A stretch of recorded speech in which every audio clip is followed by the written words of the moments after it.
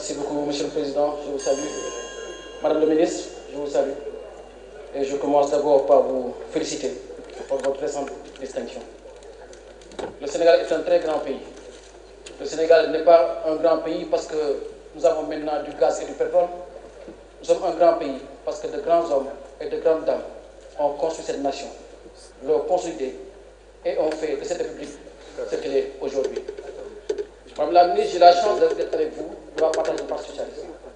Je dirais que je suis un socialiste comme vous. Et Jaurès disait qu'être socialiste, c'est être républicain jusqu'au bout. La République, c'est un champ. C'est même un corset pour les grands esprits. On y est ou on n'y est pas. Et quand on y est, on accepte ses codes, on accepte les postures.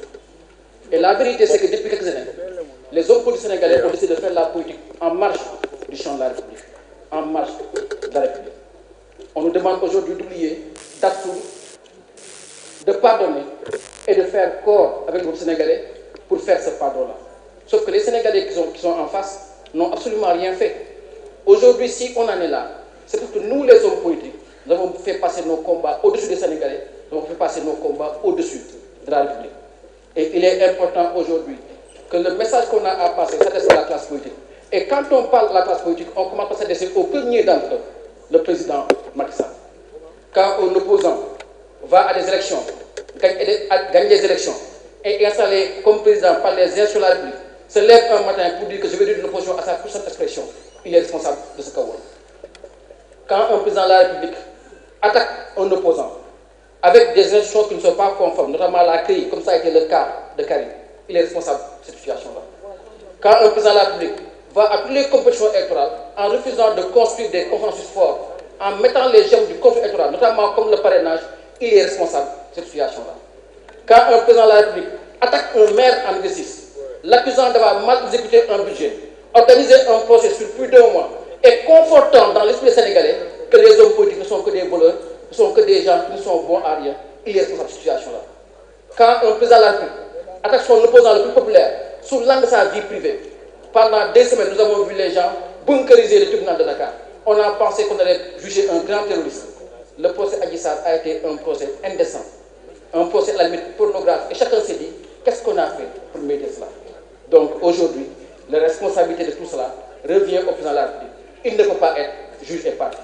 Le temps qui lui reste est le temps juste pour remettre notre République à l'endroit, en commençant par organiser les élections et remettre le pouvoir à celui que les Sénégalais auront choisi dans les conditions qui lui ont permis, lui, d'être président de la République du Sénégal comme il l'a été. Et partant de là, notre message est aussi pour les Sénégalais, de dire les Sénégalais, président pour Fajmer, président du pour Kher. Président, c'est celui qui fait l'histoire d'un peuple avec un grand H. Un président de la République, il est là pour aider son peuple à avancer. Et nous avons vu l'exemple que, à chaque fois qu'un président fait des erreurs ou des erreurs humaines, cela impacte la vie et le cours de la nation. Je m'adresse aussi aux opposants pour dire aux opposants de ce pays-là, une chose simple, appelons-nous à être des républicains. Appelons-nous à être des républicains. Ceux qui sont dans l'opposition aujourd'hui seront au pouvoir demain. Et demain, si on vous oppose les mêmes méthodes, qu'est-ce qui en sera? Ce n'est pas parce que tel n'est pas d'accord avec toi que je dois l'insulter. Pas parce qu'une personne n'est pas d'accord avec toi, a fait un choix contraire ou a une trajectoire contraire que je dois l'accabler, que je dois l'insulter.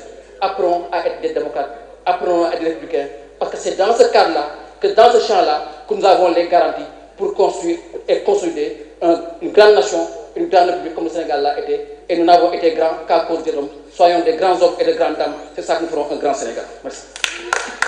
La parole est à notre collègue Moussa Diakhaté, suivi de Pape Djibril Fall.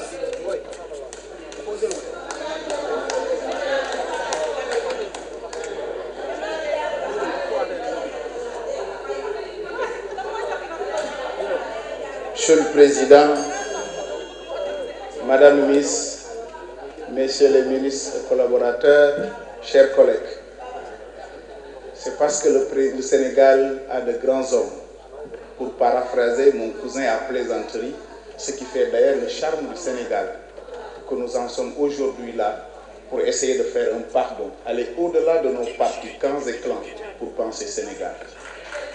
Cette loi, comme d'ailleurs toutes les lois d'amnistie, sont souvent impopulaires et crée, comme pour reprendre Madame le ministre, des troubles, parce que chacun parle à partir de sa propre histoire. Nous ne minimisons pas ceux qui ont perdu la vie, parce que nous en savons certains, même si nous ne sommes pas du même bord. Nous ne minimisons ceux qui ont perdu leur bien, parce que nous en connaissons certains qui en ont perdu de leur bien. Sauf que là, il s'agit de parler Sénégal et de dépasser et d'avancer. On parle d'urgence parce que tous, autant que nous sommes, sur cette haut de cette tribune, tous, en terminant nos allocutions, on a terminé par parler de nos camps, parler de nos candidats, parce que nous allons à une élection. Une élection où tous nous voulions qu'elle soit apaisée, qu'elle soit inclusive, qu'elle soit démocratique. Alors, le président de la République, seul responsable de la stabilité de ce pays, usant de ses droits, a proposé une loi d'amnistie, car ayant compris que ces pays en avaient besoin, parce qu'il y a trop de clivage, il y a trop de déchirures, il y a trop d'incompris. Alors lui, généreux, ne voulant pas laisser à son que l'amnistie ou le pardon est toujours la bienvenue dans ce cher Sénégal où nous connaissons la teranga. Voilà pourquoi, Madame le ministre, je voterai cette loi. Je voterai cette loi parce que moi, j'ai été moulé dans l'école libérale où on nous apprend à comprendre l'autre et accepter l'autre dans sa différence. Mais surtout, à privilégier la paix, seul gage d'une stabilité et d'un développement durable. Mais surtout, je voterai cette loi parce que j'ai remplacé un homme qui, à l'entame de cette institution, de cette 4e législature, quand il fallait faire un choix, a fait le choix de la stabilité, le choix de la République, le choix de ceux-là qui pensent qu'au-delà de nos divergences, nous devons mettre le Sénégal en avant. Le président Pape Diop, en choisissant ce camp, que je suis obligé de perpétuer parce que c'est nos convictions profondes, nous avons choisi le camp de la vérité, nous avons choisi le camp de la constance. Parce que koy bal doo ko topp ci jikko da ngay baal rek ndax moo gën ci réew dañu bëgg baale bi parce que moom lañ woote à ces temps de carême pour nos parents chrétiens, à quelques jours du Ramadan. Évoquer le pardon, pour moi, c'est dans l'air du temps. Nous devrions remercier le président Macky Sall qui aurait pu dire « Je m'en vais, je ne suis plus candidat. Votre Sénégal est là, prenez-le. » Mais non, le président a réussi de grandes choses dans ce pays. On peut ne pas être d'accord avec lui. D'ailleurs, le débat aujourd'hui aurait été le bilan du président. Personne n'en parle parce qu'il est élogieux. Aujourd'hui, le débat, waroon naa nekk ci li président wax ndax li def liggéey na réew mi kenn du ko miin ku d'accord ak ku d'accord moom kay nag naan doyal naan wala doyaluma kon nag bu ñu accès fii daf ñuy interpeller ñu ñëpp ñu jéggi suñu farat fekk suñu féete jiital Sénégal di masawuñ ci ñàkk ñëpp ndax dafa métti lool waxuma la ñàkk rek mais gaañ rek dafa métti waaye day am réew bu muy toll day laaj na ñu élevé wu jóg du ku nekk la ko yàlla may jéggal du ku nekk la ko yàlla may mooy tax ñuy sant suñu mag ñu baax ñi suñu maam Abdou Aziz Dabakh mi daa wax nañ tàppe xol yi nañ jéggalee man nag li tax ma nekk ci lees mooy yaakaaruma ko Serigne Touba keroog kon accès ca gaal la ñu baal na ñëpp jéggal na ñëpp